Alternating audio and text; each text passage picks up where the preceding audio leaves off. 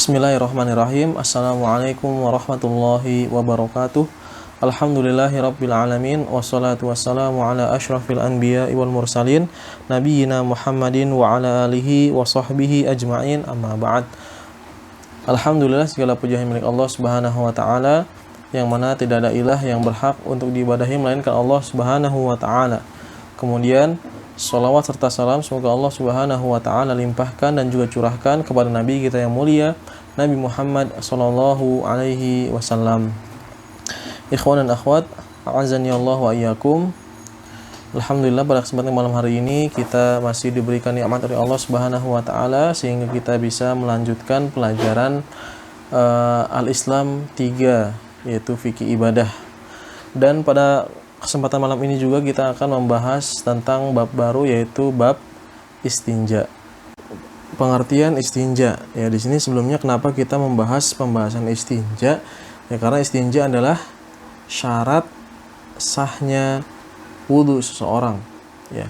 Jadi kalau seorang dia berwudu, ya, padahal dia wajib untuk beristinja, maka wudu yang tersebut tidak sah. Jadi misalnya kalau seorang itu dia buang air kecil atau buang air besar, ya, kemudian dia langsung berwudu tanpa istinja terlebih dahulu, maka wudunya tadi tersebut hukumnya apa? Tidak sah karena dia belum beristinja padahal dia wajib untuk beristinja. Nah, istinja ini apa?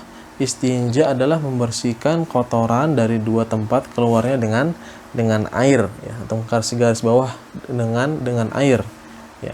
Jadi sekali lagi, istinja adalah membersihkan kotoran dari dua tempat keluarnya dengan air, ya. Nah, dan ini berdasarkan hadis, ya, yang diriwayatkan dari Muslim, ya, dari sahabat Anas bin Malik radhiyallahu anhu, ya, beliau berkata, kana Nabi sallallahu alaihi wasallam yadkhulul khala, ya, dahulu Nabi sallallahu alaihi wasallam masuk ke dalam khala. Khala ini WC, ya. Fa'ahmilu ana wa ghulamun nahwi idawatan min ma wa anazah, ya. Maka aku pun membawa, dan juga seorang anak kecil yang sepantaran denganku membawakan seember air dan juga tombak, ya. Fayastanji bilma, maka Nabi pun sallallahu alaihi wasallam istinja dengan air. Nah, ini dalil yang menunjukkan akan disyariatkannya istinja. Kemudian apa sih yang dimaksud dengan, ya, tempat keluarnya kotoran? Tadi dikatakan, ya, membersihkan kotoran dari dua tempat keluarnya. Nah, ini maksudnya apa? Ya, dua tempat keluarnya kotoran adalah kubul, ya, yaitu kemaluan yang depan, dan juga dubur, ya. Nah, jadi kalau misalnya ada sesuatu yang najis yang keluar dari kubul maupun dubur, maka kita diharuskan, ya, atau diwajibkan untuk apa? Untuk istinja, ya, untuk membersihkan kotoran dari dua tempat keluar tersebut. Selanjutnya, ya, setelah antum memahami tentang istinja, ya, maka ada istilah lain yaitu istijmar, yang mana ini keduanya sebetulnya sama, ya, hampir sama, ya. Hanya ada sedikit perbedaan saja, yaitu cara menghilangkan najisnya aja dengan cara apa, gitu. Nah, kita lihat di sini istijmar adalah membersihkan kotoran dari tempat keluarnya dengan batu, tisu, dan lain-lain, ya. Nah, ini yang membedakan nih. Kalau istinja tadi dengan air, adapun istijmar ini dengan batu atau tisu, ya, dan yang semisalnya deh, ya. Jadi kalau misalnya kita nih setelah buang hajat, ya, dan nggak ada air, atau ada air namun kita menggunakan selain air, boleh nggak? Boleh, ya, seperti menggunakan batu atau juga tisu, ya. Dan ini berdasarkan hadis, ya, yang diriwayatkan dari Ahmad dan juga Daruqutni, ya, dari Aisyah radhiyallahu anha, dari Nabi sallallahu alaihi wasallam, ya, beliau bersabda, idza dzahaba ahadukum ilal ghaid, apabila salah seorang kalian, ya, ingin buang hajat, falyastatib bi thalathati ahjar, maka hendaklah ia, ya, bersuci dengan apa? Dengan 3 buah batu, ya. Ini maksudnya apa 3 buah batu ini? Berarti kita diperbolehkan ketika bersuci yang menghilangkan kotoran dari tempat keluaran najis itu dengan batu, dengan 3 batu di sini. Bi thalathati ahjar fa innaha tujzi'u anhu, karena sungguhnya ia, ya, mencukupkan. begitu. Di sini Nabi SAW memberikan alasan mencukupkan, artinya sudah membersihkan kotoran yang ada di tempat keluarnya ya, di kubul maupun di dubur. Namun di sini yang perlu antum perhatikan, ternyata istijmar ini ada syaratnya ya. Ada beberapa syarat yang antum harus perhatikan. Yang pertama apa? Menggunakan 3 buah batu ya, atau yang sejenisnya. Jadi kalau pakai batu harus 3 ya, pakai tisu harus 3 ya. Tadi sebagaimana hadis yang sudah Anda jelaskan sebelumnya, di mana Nabi SAW bersabda apa tadi? Ya, fal yastatib bi thalathati ahjar, maka hendaklah ia mensucikan tempat kotorannya itu dengan apa? 3 buah batu ya. Sehingga di sini ya kita bisa mengambil kesimpulan ya bahwasannya disyaratkan bahwasanya ketika istijmar itu minimalnya 3 buah batu ya. Bahkan dalam hadis yang lain pun ya hadis yang diriwayatkan oleh Muslim ya dari sahabat Salman radhiyallahu anhu ya, beliau berkata nahana ya, Nabi SAW melarang kami an-nastanjiya bil yamin ya, untuk istinja dengan tangan kanan, wa nastanjiya bi aqalla min thalathati ahjar ya, dan kami juga dilarang untuk beristinja dengan batu yang kurang dari 3 ya. Ini yang menjadi dalil nih bahwasanya kita nggak boleh istinja itu kurang dari 3. Wa nastanjiya bi raji'in au 'azmin, dan juga kita dilarang untuk istinja dengan kotoran ya, atau juga dengan tulang ya. Jadi kalau misalnya antum ya ketika sudah buang air kecil atau buang air besar, kemudian misalnya ingin beristijmar nih, menghilangkan kotoran itu enggak dengan air, misalnya dengan tisu ya, maka tisunya itu harus 3 kali usapan ya. Ngambil tisu pertama diusap, kemudian dibuang, kemudian ambil lagi yang kedua, kemudian dibuang, kemudian ambil lagi yang ketiga, diusap kemudian dibuang ya. Harus 3 kali. Kalau misalnya hanya 2 kali maka tidak cukup ya, artinya tetap tempat keluarnya najis itu ya, kubul maupun duburnya itu masih tetap najis, belum suci begitu. Adapun kalau sudah 3 kali ya baru sudah mencukupi. Namun di sini 3 kalinya itu adalah 3 kali minimal ya. Dalam arti ketika misalnya kalau kita 3 kali usap kok masih ada kotoran yang menempel ya, masih ada najisnya, maka kita diwajibkan untuk menambah ya sampai hilang begitu. Jadi kalau tadi kurang dari 3 nggak boleh, namun kalau sudah sampai 3 ternyata masih ada kotoran yang menempel, maka kita harus ditambahkan ya. Yang keempat ya. Kalau keempat masih ada, yang kelima masih ada, yang keenam, terus begitu ya. Dan para ulama mensunahkan ya, menyarankan agar kita berhenti pada bilangan ganjil ya. Tadi kalau misalnya ketika sudah di bilangan yang keempat tadi ya ternyata sudah bersih, maka kita disunahkan menambah 1 lagi ya, supaya bilangannya ganjil ya. Ini syarat yang pertama. Kemudian syarat yang kedua ya, harus suci ya, maksudnya benda yang kita gunakan tadi, batunya ataupun tisunya juga harus suci ya. Nggak boleh ada najisnya, bekas orang pakai buat cebok kita pakai lagi misalnya, itu nggak boleh karena ada najisnya ya. Karena ya tujuannya namanya juga istijmar ya, membersihkan ya. Kalau misalnya batu tersebut atau tisu tersebut sudah ada najisnya, ada kotorannya, maka yang terjadi bukannya membersihkan malah mengotori.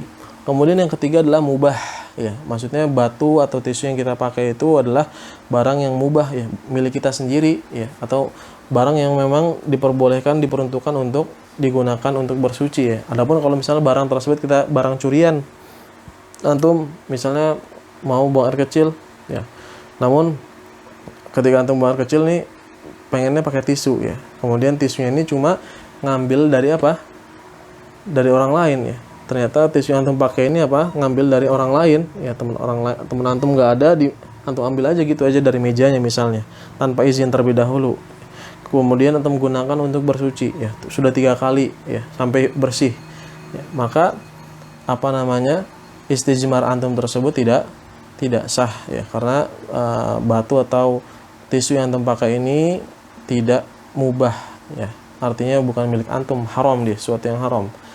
Kemudian yang keempat ya, harus membersihkan. Maksudnya membersihkan itu adalah lapisan ya, atau permukaan ya, benda yang antum pakai itu bisa membersihkan ya, seperti batu kasar bisa menghilangkan najis, juga tisu atau kertas misalnya. Adapun kalau misalnya benda-benda yang dia ini licin seperti plastik ya, sesuatu yang terbuat dari bahan plastik dia kan licin, dia nggak bisa membersihkan ya. Atau misalnya benda-benda yang terbuat dari kaca, dia nggak bisa membersihkan kotoran, nggak bisa mengangkut ya karena licin sifatnya ya, sehingga kotoran tidak terbawa ya, maka ini juga tidak sah kalau kita gunakan untuk beristijmar. Dan yang terakhir, bukan sesuatu yang dimuliakan ya. Jadi kalau kita istinja, maka kita harus memperhatikan ya, sesuatu yang kita pakai itu tidak boleh dari hal-hal yang dimuliakan ya. Contohnya misalnya apa ya, misalnya makanan ya, atau juga yang dilarang itu kita menggunakan tulang ya. Itu secara khusus Nabi SAW melarang kita ya, sebagaimana dari hadis Jabir ya, yang diriwayatkan dari Muslim ya. Jabir berkata, nahan Nabi sallallahu alaihi wasallam, Nabi sallallahu alaihi wasallam melarang an yatamassah bi'admin au biba'rin ya, atau biba'rin ya. Biba'rin ini artinya roji' ya. Jadi Nabi sallallahu alaihi wasallam ya melarang untuk mengusap ya, tadi istijmar yang membersihkan tempat keluarnya kotoran dubur maupun kubul ya, dengan tulang ataupun juga dengan kotoran ya. Termasuk juga, nah di sini kenapa tulang ini dilarang ya? Di antara hikmahnya kata para ulama bahwasanya tulang ini adalah makanannya jin ya, sehingga kita tidak boleh istijmar atau istinja dengan menggunakan tulang. Nah, ini dia 5 syarat yang antum harus penuhi ketika hendak istijmar. Kemudian selanjutnya adalah mana yang antum pilih ya. Kalau misalnya antum diberi pilihan ya, istinja atau istijmar ya, pada hukum asalnya antum diperbolehkan memilih ya, antum mau istinja boleh ya menggunakan air, atau istijmar juga boleh menggunakan tisu atau batu atau yang sejenisnya juga boleh ya. Namun yang lebih utama yang mana ya? Tentunya kalau antum disuruh pilihan ya pasti otomatis langsung lebih milih istinja ya, karena memang ya kita lebih terbiasa langsung yang namanya cebok ya, menggunakan air ya, daripada menggunakan tisu atau yang lainnya begitu. Namun kata para ulama yang lebih utama adalah kita menggabungkan keduanya nih, antara istijmar dengan istinja ya. Ya tentunya, dan ini pertama tentunya ini lebih membersihkan ya, dan juga kita lebih mengikuti ya sunnah Nabi SAW ya, karena Nabi SAW melakukan dua-duanya, istinja maupun istijmar begitu. Jadi yang lebih utama menggabungkan dua-duanya. Caranya adalah dengan mendahulukan istijmar terlebih dahulu. Jadi antum istijmar dulu ya tadi dengan syarat-syaratnya, kemudian setelah istijmar baru dilanjut dengan istinja ya. Nah, setelah menggabungkan keduanya yang lebih utama adalah istinja saja, kemudian baru istijmar ya. Dan diantara alasannya kenapa istijmar ini terakhir ya, karena istijmar ini tidak benar-benar 100% ya menghilangkan najis ya. Tentunya masih ada kita katakan itu kelembapan najisnya itu tetap masih ada ya, berbeda dengan air ya. Tentunya ketika air membersihkan tempat keluarnya kotoran itu benar-benar dia menghilangkan najis ya. Adapun istijmar tidak 100% ya, bisa dikatakan ya 98 atau 99% lah ya, masih ada sedikit kelembapan najis di sana ya. Tentunya yang sedikit ini ya secara syariat itu dimaafkan ya, dimaafkan.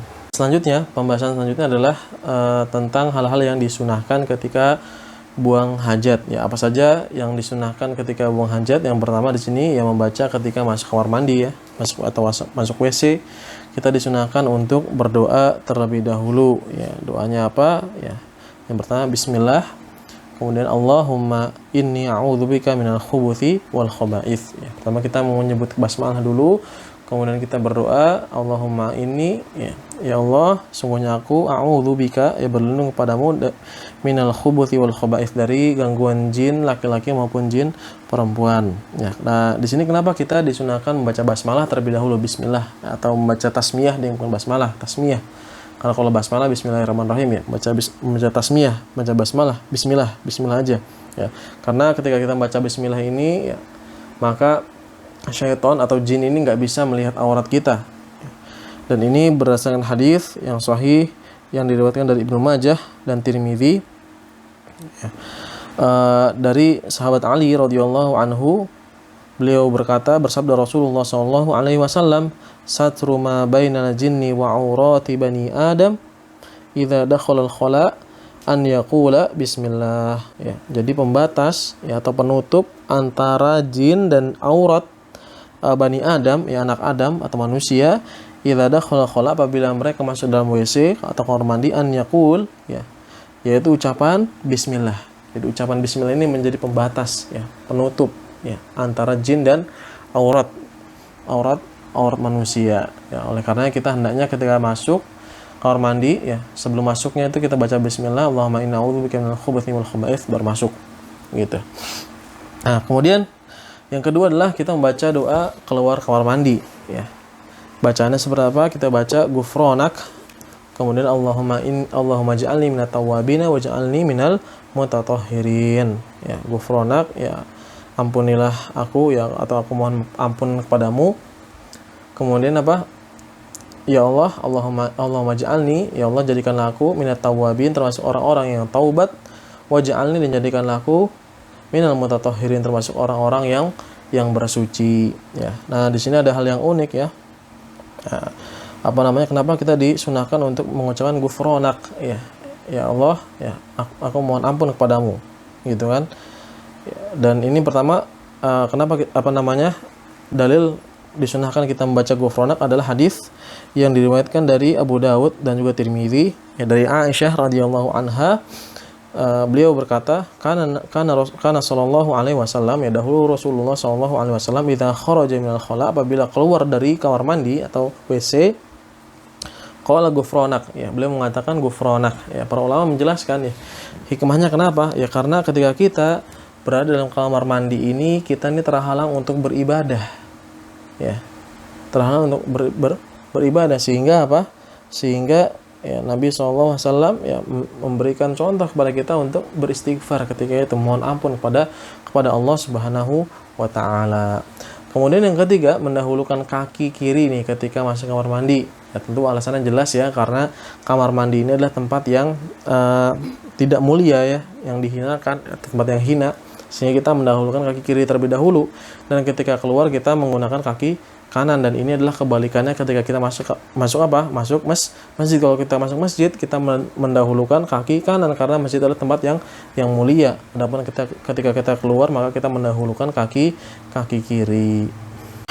Selanjutnya, ikhwan dan akhwat a'azani Allah wa iyyakum, ya, kita masuk pembahasan yang lain, yaitu hal-hal yang diharamkan ketika buang hajat. Apa saja hal-hal yang diharamkan, ya, antum perlu perhatikan. Kalau antum melakukan, berarti antum akan mendapatkan dosa, ya. Pertama, membawa mushaf Al-Quran. Nah, ini juga diharamkan, ya, ketika antum kamar mandi atau hendak buang hajat, ya, ke WC, maka antum diharamkan membawa mushaf, ya. Tentu alasannya jelas, ya, karena mushaf adalah sesuatu yang dimuliakan, dan antum nggak boleh membawa sesuatu yang dimuliakan tersebut, yaitu mushaf Al-Quran, kemana? Ke dalam kamar mandi, ya, atau ketika buang hajat.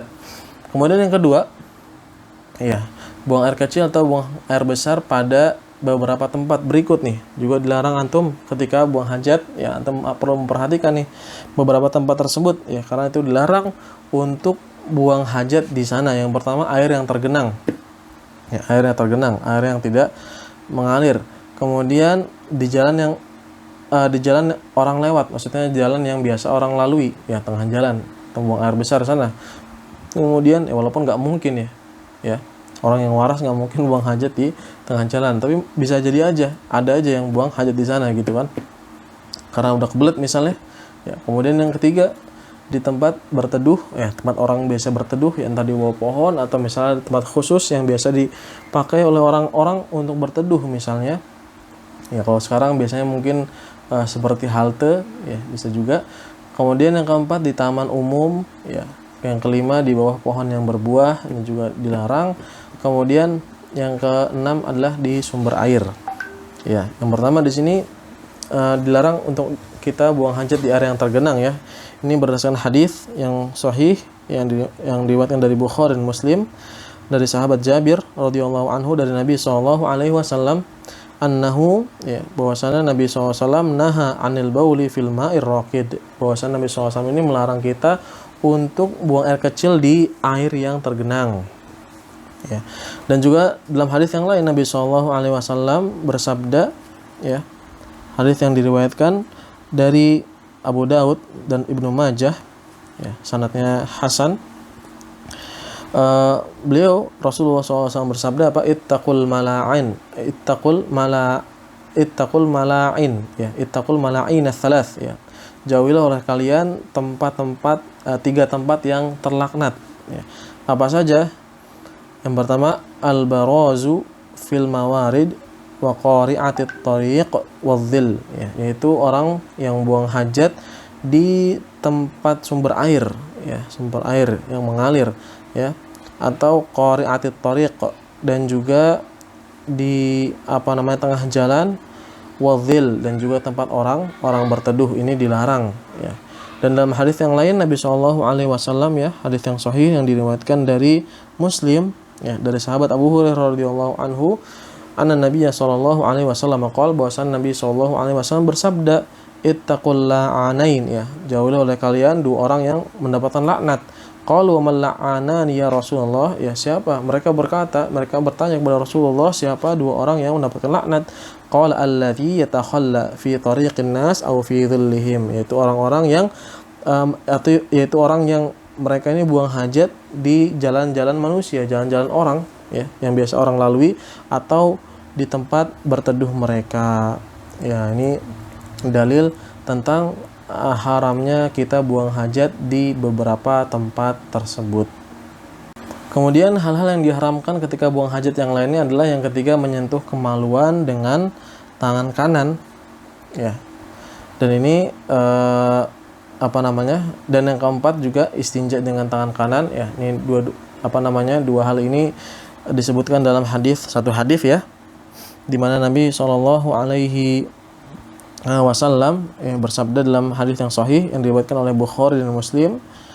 Beliau bersabda, idza bala ahadukum fala ya'khudanna dzakarahu biyaminihi, apabila salah seorang dari kalian buang air kecil, ya, bala, ya, fala ya'khudanna dzakarahu biyaminihi, maka janganlah ia memegang kemaluannya itu dengan tangan kanannya, wala yastanji biyamini, dan juga janganlah ia istinja dengan tangan kanannya, ya. Dan juga kita dilarang untuk istinja dengan tangan kanan, ya, sebagaimana hadis yang sebelumnya sudah kita baca, ya, yang dari hadis Salman, ya, bahwasannya beliau berkata bahwasan Nabi SAW melarang kami, ya, untuk untuk beberapa hal, ya, diantaranya untuk istinja dengan tangan kanan, ya. Nahana an-nastanjiya bil yamin, ya. Nabi SAW melarang kami untuk istinja dengan tangan kanan, ya. Karena kalau kita masih bisa menggunakan tangan kiri, ya, tangan kiri kita masih berfungsi, maka istinjalah, ya, atau ceboklah dengan tangan kiri, ya. Adapun kalau kita nggak bisa, maka kita diperbolehkan dengan tangan kanan. Kemudian yang kelima, ya, ini kita diharamkan menghadap atau membelakangi kiblat, ya, apabila buang hajat di tempat terbuka. Jadi kalau antum buang hajat di tempat terbuka, ya, misalnya antum lagi camping, misalnya, ya, di hutan, ya, di gunung, gitu kan, ya, atau antum menyusuri hutan kemudian ingin buang hajat, namun kan nggak ada kamar mandi di sana, ya, maka antum diperbolehkan, antum dilarang untuk menghadap atau membelakangi kiblat, begitu, ya. Dan ini larangan ini, ya, berdasarkan hadis Nabi Shallallahu alaihi wasallam, ya, di mana beliau bersabda dari Ayyub Al-Ansar radhiyallahu anhu, ya, qala Rasulullah sallallahu alaihi wasallam bersabda, idza ataitumul gha'it fala tastaqbilul qiblah, apabila salah seorang kalian ingin buang hajat, maka janganlah menghadap kiblat, wala tastadbiruha, dan juga jangan membelakanginya, walakin syarriqu aw gharribu, akan tapi menghadap timur atau menghadap barat, ya. Dalam hadis ini, ya, dijelaskan oleh Nabi SAW, ya, bahwasannya kita ini dilarang untuk buang hajat dalam keadaan menghadap kiblat atau membelakanginya, akan tapi menghadap timurlah atau ke baratlah. Nah, di sini, ya, tentunya Nabi SAW, ya, ketika itu, ya, Allahu alam ya, berada di Madinah, sehingga kiblat itu berada di mana? Di arah utaranya. Ya. Sehingga beliau memerintahkan untuk mengarahkan ketika buang hajat itu untuk menghadap timur atau barat, agar tidak menghadap atau membelakanginya. Tentunya kalau dari arah sini kiblatnya ke arah mana? Ke arah barat ya. Sehingga kalau kita ingin tidak menghadap kiblat, maka kita menghadap utara atau selatan. Ya. Nah, namun di sini pelarangannya khusus ketika kita ini berada di luar ruangan, ya, tempat terbuka. Adapun di dalam tempat terbuka, di dalam ruangan, ya, seperti di dalam gedung atau seperti kamar mandi yang ada di rumah-rumah ini, ya maka hal tersebut diperbolehkan ya, menghadap kiblat atau membelakangi kiblat. Dan ini berdasarkan hadis ya dari Ibnu Umar radhiyallahu anhuma, annahu ra'a Rasulullah sallallahu alaihi wasallam yabulu fi baitihi, ya. Bahwasanya Ibnu Umar ini melihat Rasul sallallahu alaihi wasallam buang air kecil di rumahnya, mustaqbil syami mustadbiral qiblah, ya, mustadbiral Ka'bah afwan, ya. Dalam keadaan menghadap Syam dan membelakangi Ka'bah, ya. Namun di sini para ulama yang menjelaskan bahwasannya ini keadaan beliau itu berada di dalam di dalam rumah, ya, dalam bangunan, sehingga larangan yang tadi untuk menghadap, ya, buang hajat menghadap kiblat atau membelakangi kiblat ini dilarang ketika ketika di luar ruangan. Adapun di dalam ruangan maka ini diperbolehkan.